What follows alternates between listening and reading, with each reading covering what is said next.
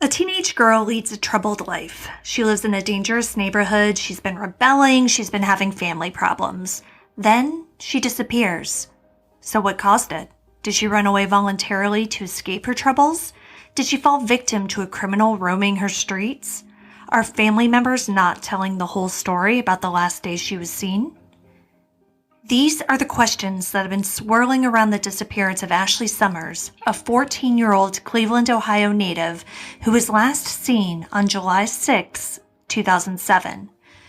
What appeared to be a relatively straightforward runaway case has morphed over the years into a rat's nest of terrifying possibilities.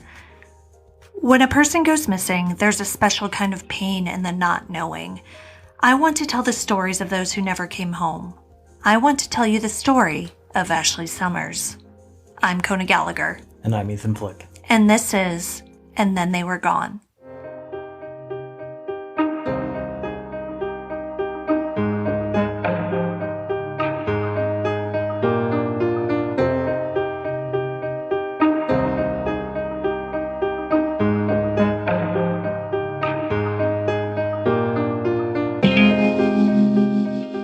Ashley Nicole Summers was born on June 16, 1993 in Cleveland, Ohio.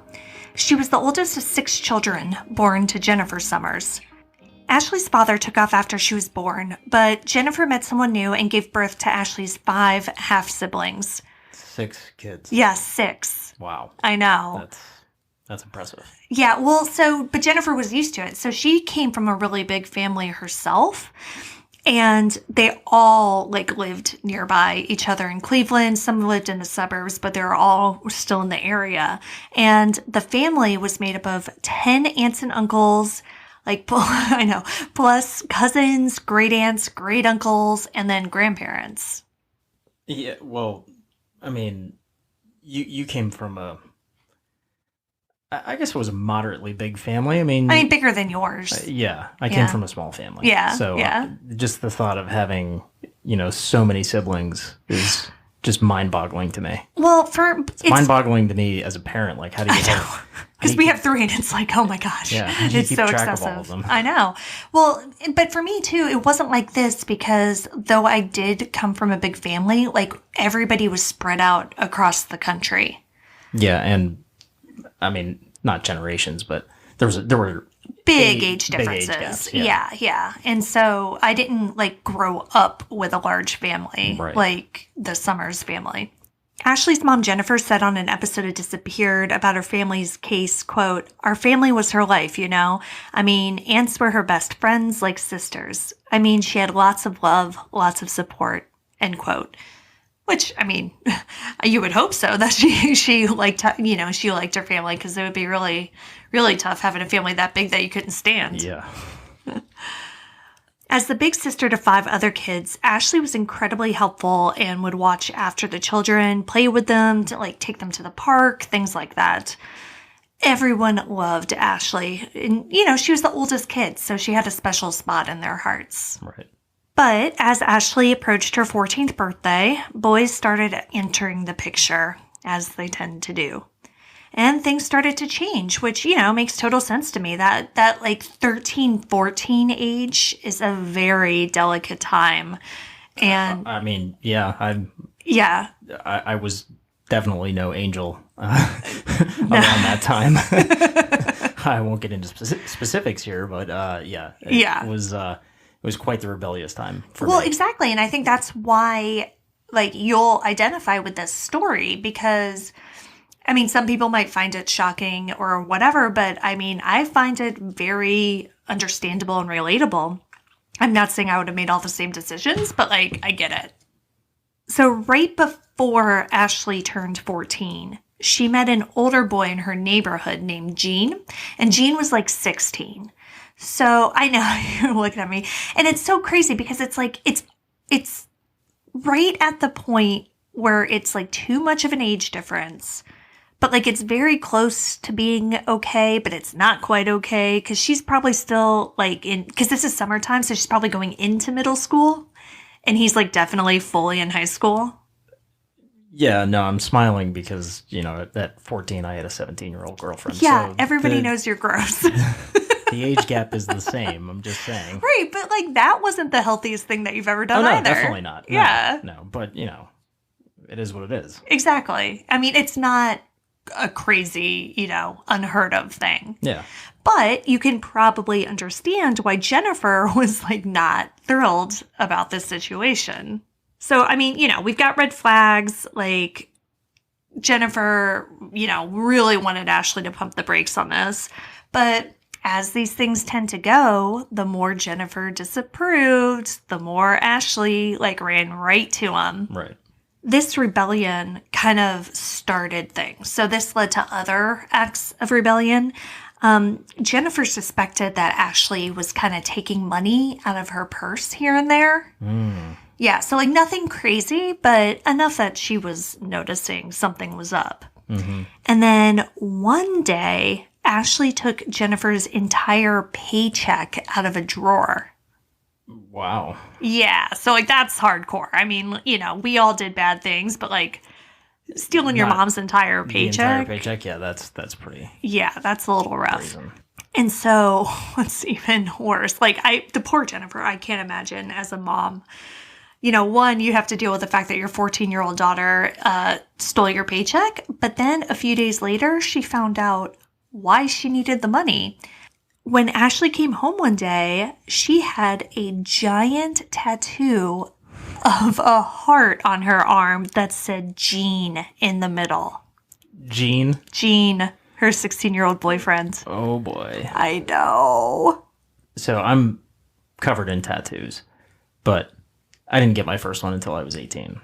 So when Ashley came home with this awful tattoo of her first boyfriend's name, Jennifer, of course, hit the roof. Yeah, I mean, I'm sure. It's such a short-sighted decision, At this point, Jennifer was basically at the end of her rope.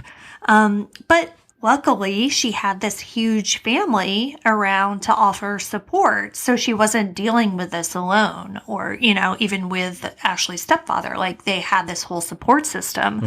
And so Jennifer went to her own mother who, probably had a little bit of experience with dealing with rebellious teenagers. And she asked her what to do. So Jennifer's mother agrees that, listen, it's summertime. Ashley's out of school. Like, why doesn't she move in with me for a little while? Basically, just get her out of the house, get her out of the neighborhood, which remember, that's how she met her boyfriend. And she's 14. She can't drive. And so it's not like, Jennifer's mom lives crazy far away. She lives on the other side of town, but it's like 5 miles, and when you're 14, right. It's far enough away, unless Gene has a car or a driver's license. And right. He goes over there. Yeah, and I'm sure it's Cleveland, there are buses, there are whatever. But, Yeah. I mean, it still makes it harder. Right. It still puts a little bit of a physical distance in there, which I think was Jennifer's main idea, You remove people, places, and things. Exactly. That's the edict of any addiction. Right. You get out of those places, not to say that this was an addiction, but... Well, no, but but it is the same principle, right? Like, Right. I mean, it's easy to be obsessed with somebody when you're around them, but like, maybe you get away, you get some distance, you do some other things, meet some other people. Yeah. Maybe those feelings change. Yeah, exactly. I mean, it's worth a shot at the very least. Yeah.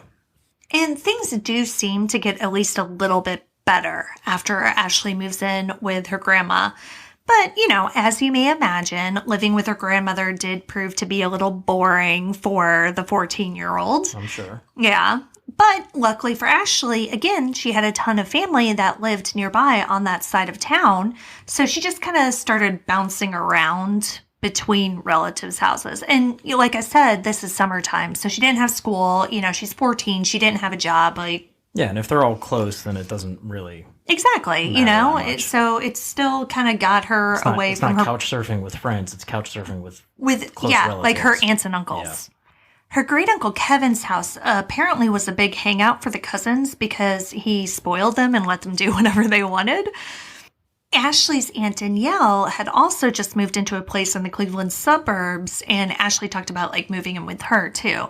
So, she had options. She was going around. July 4th, 2007 was Ashley's other great uncle Keith's birthday.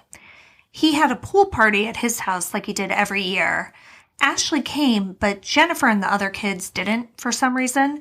But there were plenty of other family members there. And apparently, Ashley did seem a little depressed when she got there. But she eventually got in the pool and started playing with her cousins and, seemed to cheer up. She stayed there for around 3 or 4 hours and then just told them that she was going to go to her Aunt Christina's house, who lived just a few blocks away. She left Keith's house around 6 p.m. and apparently hasn't been seen since. What happens next instantly reminded me of the Relisha Rudd case because the thing is, no one really realized Ashley was missing at first. Each relative thought she was just staying with another relative. But unlike with Relisha, Ashley's mother, Jennifer, said that she talked to her daughter either every day or every other day. So when a few days went by without hearing from her, Jennifer got with the other family members and they realized what was going on and they did report Ashley missing. Due to her recent rebellion and the fact that she had already been bouncing around between houses, police classified Ashley as a runaway. And, honestly, her family pretty much agreed with them. Like, she had a bag. Yeah, she had a bag packed. Of course, that was mainly because she was bouncing around from house to house. But, they thought, okay, well, she just, So maybe... She said that she was staying at this other aunt's, or going over to this other aunt's house. Yeah, but her Aunt Christina. Aunt Christina said later... She never made it over there. Was that actually a plan, or was that just something that Ashley made up? Well, I don't know that it was necessarily something that she made up, but I don't think it was also like a plan either. And I'll get in a second. I'll get to why I don't think it was a plan. Okay. But it also wasn't unusual for her to just like go pop in to people's houses. I didn't get the impression that she like necessarily planned half of the things that she did, She would just kind of show up. I'm just wondering if Ashley told her relatives she was going over to this other relative's house as a means to escape, knowing that it would bounce around as to who she was staying with. Yeah, maybe. Like that's because a good way of getting out. Yeah, because if she didn't have an actual plan to go over to Christina's house, then Christina wouldn't have been worried when she didn't show up. Exactly.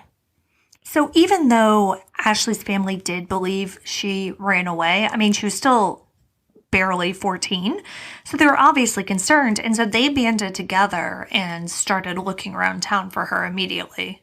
Well, they didn't turn up any sign of Ashley. Neither did police. In fact, it didn't really seem like police were putting much effort into this case at all. Basically, Ashley came from a bad part of Cleveland. And even though she was only 14, they just kind of seemed to shrug their shoulders and just accept that she ran away. Mm-hmm. According to an article published in the Lakewood Observer in 2009, nearly 2 years after Ashley's disappearance, the local media wasn't very interested either. Quote, "The local media put out the family's press release, but hasn't bothered to speak with the family, nor have any of the outlets broadcasted any follow-up stories." End quote. And, this drives me crazy because, again, even if she did run away, she's 14, barely 14. She just turned 14. Right. She's still, wouldn't want to call her an endangered youth, but. She's 14. She had been hanging out with the wrong people. And to me, there's a really good chance that she is in some sort of danger or, that she's not in a safe place. Right. Even if she ran away with her boyfriend. Right. Her boyfriend's 16. Yeah. Where are they going to go? Which I'm assuming at this point. The cops have already talked to the boyfriend. They've talked to Gene. Exactly. And figured out that that's he's not, there. Yeah. So. Yeah, exactly. And your point about the plan and going over to Christina's and her using that as a cover is a good one. Personally, I don't necessarily believe that she just decided to run away after this pool party. Especially because the same day she went missing, she lost her phone. Well, and she lost her phone before the pool party? Yeah. And I don't mean in the typical 14-year-old's way. On the morning of the pool party, Ashley was at her other great uncle, Kevin Donathan's house. Remember, he was the one that the cousins liked to hang out. He's the cool one. He's the cool one, right? Yeah. But that day, Donathan and Ashley got into an argument, allegedly over Ashley texting family gossip. The argument got so heated that Donathan grabbed Ashley's phone and broke it.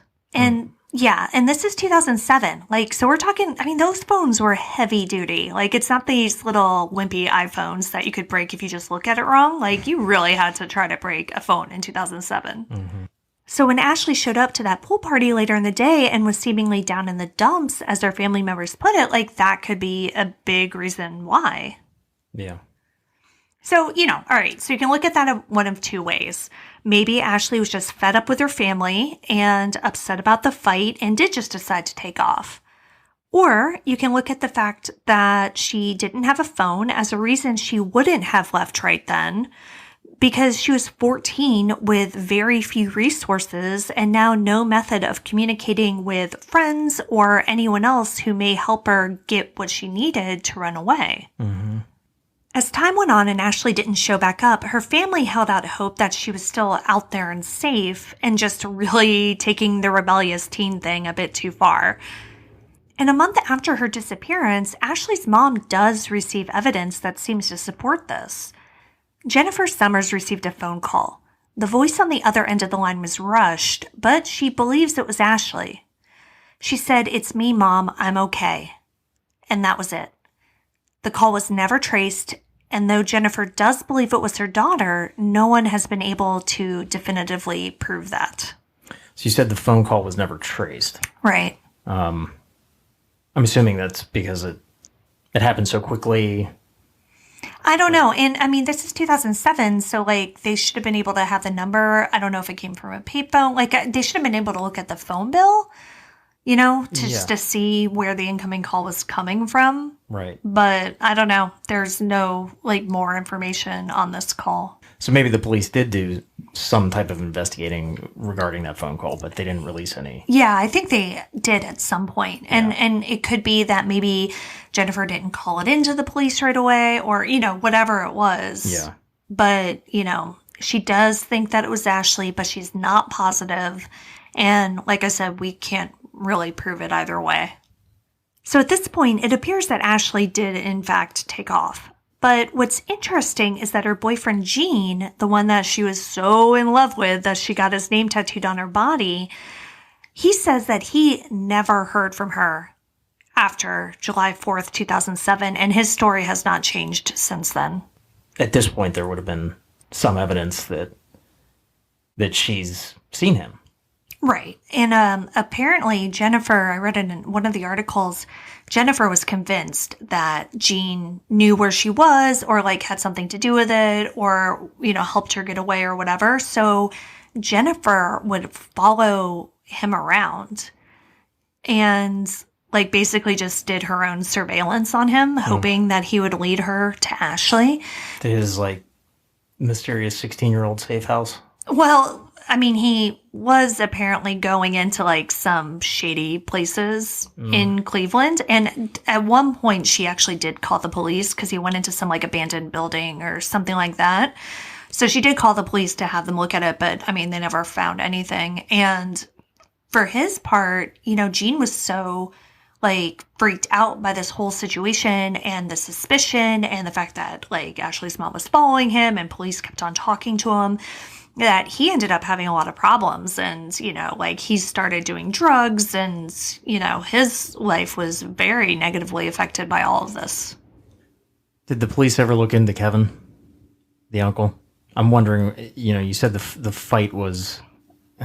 Is this coming up later in the story? Yeah, I'm not sure how much they looked into the individual family members at the beginning of the investigation.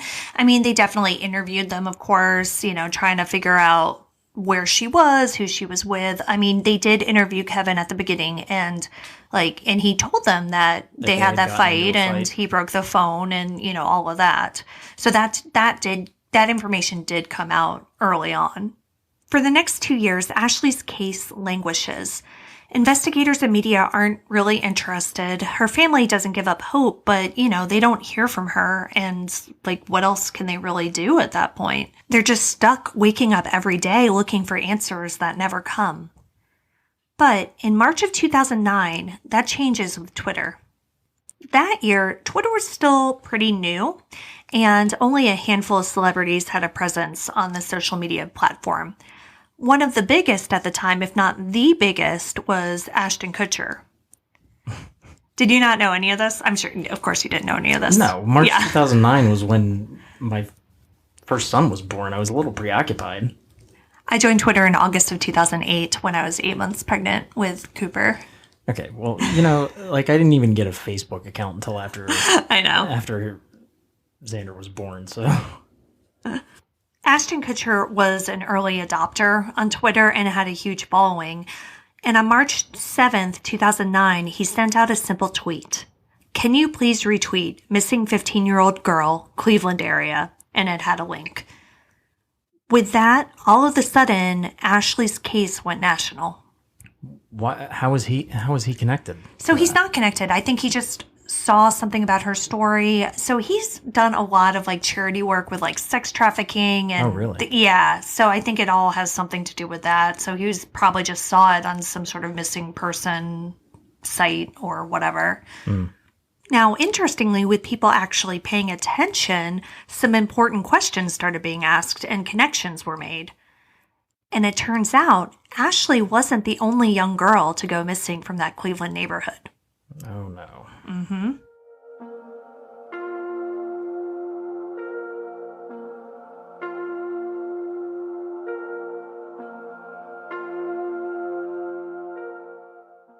On April 23, 2003, 16-year-old Amanda Berry finished her shift at Burger King and started the short walk home, but she never made it. The next year, on April 2, 2004, 14-year-old Gina De Jesus was walking home from school with a friend. They parted ways and Gina never made it home.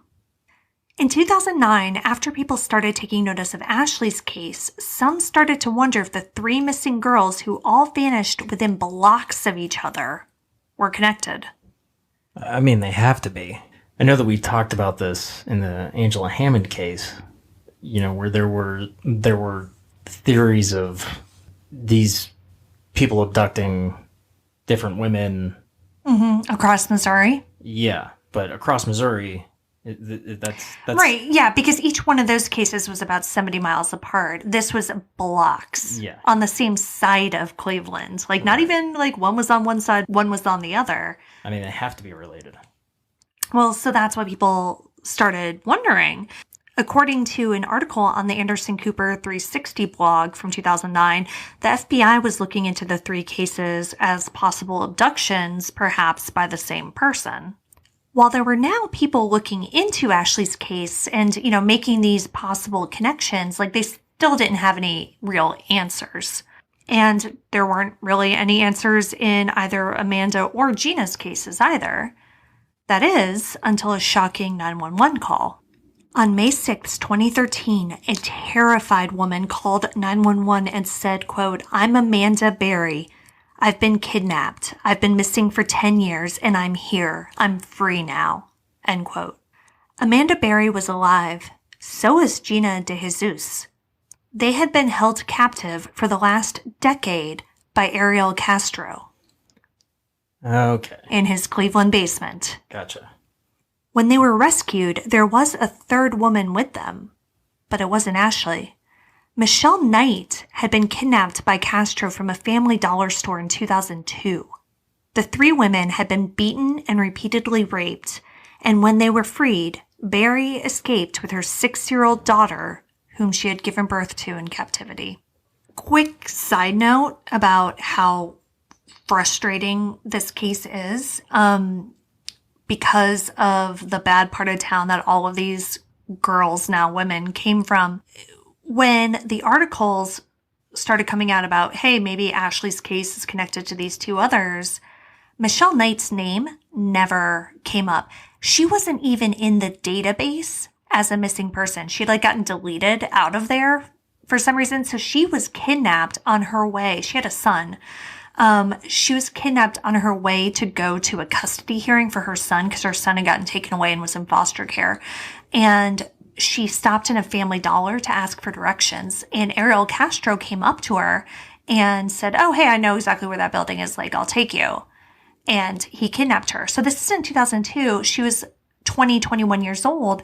So they just thought, oh, whatever. She was like sad about her son, so she ran away. And nobody ever looked for her. Nobody ever connected her disappearance to the 2 other disappearances or 3 other disappearances. And she was not a blip on the radar. When the 3 women were rescued, like no one really knew what was going on either, or if there were more women down there or what this was. I mean, it was just a horrible, horrifying thing that had happened. The entire city, along with Ashley's family, held their breath and prayed for a miracle. But the miracle didn't come for Ashley. Castro later told investigators that the 3 kidnappings were unplanned crimes of opportunity. Despite the small geographical area and the similarity in the disappearances, Castro was never officially tied to Ashley's disappearance, and he died by suicide in prison in 2013. What's the timeline again? I know you said So Michelle Knight was 2002. 2002, and then Amanda Berry was 2003, Gina De Jesus was 2004, and Ashley was 2007. So they were all kidnapped before her. It's reasonable to assume that if Ashley had been kidnapped by Ariel Castro, Ariel Castro, that the other women would have seen her, right? If he had taken her down into the basement, right. I mean, there's a possibility that he kidnapped her. Something went wrong. She never made it down to the basement. Right. Do we know? Yeah. Did they search any other areas of his property? I think they did. I mean, yeah, they searched the whole thing, and actually, the house was eventually demolished. Okay. Because, no one wanted any part of that. Yeah, I can't imagine. Yeah. The resale value on that house would be very high. At this point, no one knew what to think. Ashley hadn't been heard from in 6 years, and they had no clues in her disappearance. Though her disappearance seemingly wasn't related to Castro's victims somehow, the FBI did still believe that Ashley met with foul play simply due to the length of time that she had been gone without making contact. Because again, even in a runaway situation, typically there is some sort of real contact made, before they've been missing for 6 years. But then in 2015, Ashley's family thought they finally had an answer. And it was a relatively positive one. Since her disappearance, Ashley's step-grandmother spent a lot of time on the internet getting Ashley's story out there and searching for any clues. That article from the Lakewood Observer that I mentioned earlier in 2009 basically came about because Linda had been posting about Ashley on their message board. In January of 2015, Linda was on the internet and came across a photo of a woman who looked eerily like Ashley. Okay, so I'm going to show you a photo of Ashley when she was 14 and then an age-progressed photo of her. This is Ashley around the time she went missing when she was 14. And this is an age-progressed photo of her when she's 24. And this is the photo that her step-grandmother saw on the internet. Yeah, that looks a lot like her. I mean, that looks almost exactly like the age-progressed photo. I know, which is so weird. Yeah, because normally those things... Yeah, they can be a little iffy, but I mean, and it's her step-grandmother. Like, I know we're strangers and we're like, oh yeah, it looks like her, but her step-grandmother thought that it looked like her. You can see all of these photos on our website and our social media accounts, but the photo that Linda saw, the one that I just showed you, was put out by the FBI. It was a photo from an ATM in Warwick, Rhode Island, of a woman and a male accomplice who are being accused of identity theft, fraud, and other related crimes. So, yeah, it was an ATM photo. The card was not hers. Linda and the rest of Ashley's family thought that it looked so much like her that they contacted Warwick police, who agreed. Warwick PD publicized the case in hopes of finding the mystery woman and, also seeing if it's Ashley, but they didn't really receive any leads. The FBI got involved at that point and launched a search for the woman. And I can't imagine what Ashley's family must have been going through. I mean, there appeared to be a very good chance that Ashley was alive and healthy. I mean, a criminal, but still, Yeah, you got to do what you got to do at that point. I mean, she's an alive criminal. Yeah. But this investigation, unfortunately, would take months. They could not track this woman down. And it wouldn't be until July of that year that the FBI would come out and say that the woman in the ATM photo was not Ashley. And how did they determine that? I could not figure this out for the life of me, because the original article that I read just said that, like, they said, oh yeah, no, it's not her, we're sure, but it didn't say that they had found her or who she was. Right. Yeah, so I had no idea, like, how the FBI knew it wasn't her, because I don't even know if they ever found her. I never found any articles saying that they actually physically found this lady, and I searched for follow-ups. But I read in another article that, because they put up billboards and everything, that apparently the parents of the woman came forward and said that it was their daughter and that she had been involved in petty crime and, you know, things like this. And presumably, like, they knew who the guy was too, who was in the car with her. But yeah, so I guess that's why, which, I mean, still really isn't 100% to me. You said that was from one article. I mean, Yeah. even if that were true, I'm sure that the FBI did further investigation. Yeah, I mean, one would hope, right? Yeah. So this is 2015, 8 years after Ashley disappeared, and her family really just has more questions than answers. Could she have been a victim of Ariel Castro who didn't survive? Could she be out and about living a life? Like, what on earth happened to Ashley? But as it would turn out, in 2018, another option emerged. In November of 2018, Cleveland police and the FBI announced that they had new information in Ashley's case that put her last known whereabouts into question. Not only that, the day and time at which she was last seen was also up in the air. Police said that they believed there were 2 additional areas of interest where she was last seen. Yeah, so at the beginning of this episode, I said she was last seen on July 6th. At the pool party. At the pool party, but it might have been later than that. Remember Ashley's great uncle, Kevin Donathan? Oh boy. Yeah, the one you asked about? Mm-hmm. He broke Ashley's phone after an argument on July 4th, and one of the areas of interest was the house that he lived in 2007. He no longer lived there at this time in 2018, but the current residents cooperated with police, and they dug in the backyard. Oh no. From what it sounds like, they didn't find anything related to Ashley's disappearance, but interestingly, a month later, in December of 2018, Kevin Donathan was arrested and charged with multiple crimes, including rape, attempted rape, and gross sexual imposition. What even is that? I mean, gross sexual imposition, I don't know, Yeah. but it doesn't sound super pleasant. No. Whatever it is. Can't imagine what that is compared to what the charge is. Yeah, there were a lot of charges. And police at the time, when he was arrested for all of this, didn't name him as a suspect in Ashley's disappearance, but a relative told WKYC News that, you know, in November when this was kind of happening and they were digging in his backyard, that police and the FBI kind of came and re-interviewed a bunch of them, and Kevin's name kept on coming up. In what context? Well, she doesn't really say in Okay. what context, but that it just kept on coming up. And, you know, they did dig in his backyard.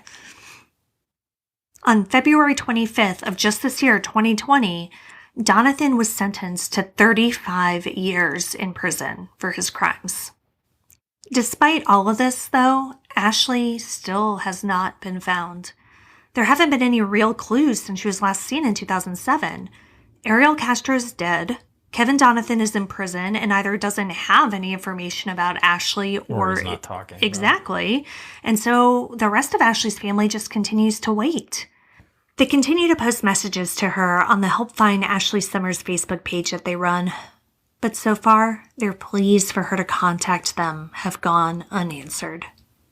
Right away, my suspicion was the cool uncle. Right? Now, so do you have any background on the uncle? Was he married? Did he have any kids? I don't think so. Was there any allegation of molestation within the family from him? Well, not that I read, but I just find it very interesting that he got so enraged with Ashley that he broke her phone over family gossip. Right. Like, And that what was the family gossip? sticks with me, right? Yeah. And the fact that he's indicted and arrested and convicted of a billion sex crimes Yeah. later on. I mean, yes, this happened many, many years later, but I mean, I don't think he just became a sex offender in 2018 when he was arrested. Right. That's Like- just what they got him on. Exactly. So what was going on? Like, why was he the cool uncle, Is he providing drugs to the kids? Right. Is anything else happening? Yeah, and of course this is all speculation. We don't know. All There speculation, isn't any more yes. background info on this that Right. I could find. But yeah, I mean, just something with him breaking the phone, like that just really did not sit well with me. Yeah. Like Even what family gossip could get you so angry that you would break yeah, your niece's phone? right. Yeah. I mean, to me, he's the prime suspect. Yeah. But like I said, I mean, they didn't find anything related to Ashley, at least, Right. when they dug in the backyard. And he hasn't been officially linked to her disappearance. So I don't know if they're still investigating him as a suspect, if they're trying to talk to him more that he's in prison now, or what's happening. I just sincerely hope, and it does seem like this, that now the FBI is involved. Now they are taking this case seriously, that they don't think that she just ran away and is living a happy new life. Right. So whatever avenues they're going down right now, I hope that, they're going to be successful, that somebody's going to talk, that somebody's going to say something, and they're going to be able to get this family the answers that they need. If Ashley is out there, we said this in the Daniel Yoon case. Mm-hmm. Just call. Yeah. You don't have to go back. You're an adult now. Yeah. Right? How old is she now? She'd be 27. 27. Mm-hmm. So, if you ran away, yes, you committed a crime back then, but the statute of limitations are up. If you are out there and you are hearing this, just make that phone call. Yeah. They just need to know what happened.